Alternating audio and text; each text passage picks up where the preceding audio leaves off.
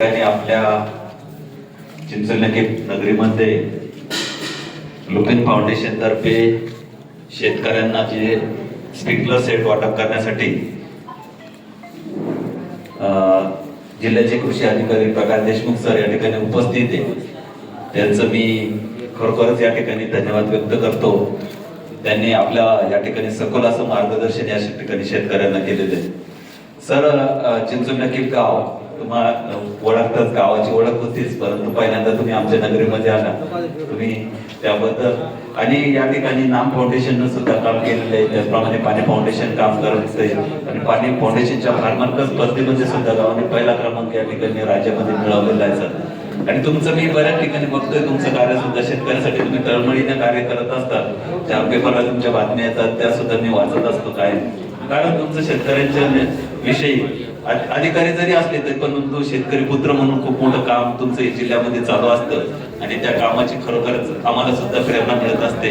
आमच्यासारख्या सर्वसामान्य कार्यकर्त्याला सुद्धा त्या माध्यमातून एक चांगलं काम करण्याची प्रेरणा या ठिकाणी मिळत असते सर. आणि आपण या ठिकाणी खरोखर शेतकऱ्यांना जे मार्गदर्शन केलंय की आपण या ठिकाणी गट शेतीच केली पाहिजे, त्या गट शेतीच्या माध्यमातून आता आपण बघतोय सर, आज यावर्षी खरंच शेतकऱ्यांची परिस्थिती दयनीय. शेतकऱ्याने पिकवलेला माल आहे पण तो सुद्धा काही प्रमाणात खराब झालेला आहे आणि जो माल खराब झाला आहे त्याला चांगला दर सुद्धा या ठिकाणी मिळत नाही.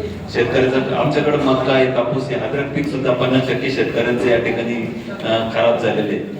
त्यामुळे शेतकऱ्यांचं खूप मोठं यावर्षी नुकसान झालेलं आहे. आपल्या माध्यमातून विनंती करतो की शेतकऱ्यांना जी शासनातर्फून काहीतरी जी मदत मिळेल ती नुकसान भरपाई मिळाली पाहिजे शेतकऱ्यांना आणि ती जास्तीत जास्त आपल्या माध्यमातून मिळावी अशी विनंती आपल्या चिंचोली ग्रामपंचायतच्या तर्फे आपणास मी या ठिकाणी करतो सर. नक्कीच आपल्यासाठी ते प्रयत्न करणार या ठिकाणी. लुपिन फाउंडेशनने सुद्धा शेतकऱ्यांसाठी जे सेट दिले त्याबद्दल मी लुपिन फाउंडेशनचे गरजे सर आपल्याला नेहमीच आणि सरांनी आपल्यासाठी, मी मागे सरांना म्हणलो होतो की सर आमच्या शेतकऱ्यांच्या बांधवांसाठी काहीतरी प्रयत्न करा.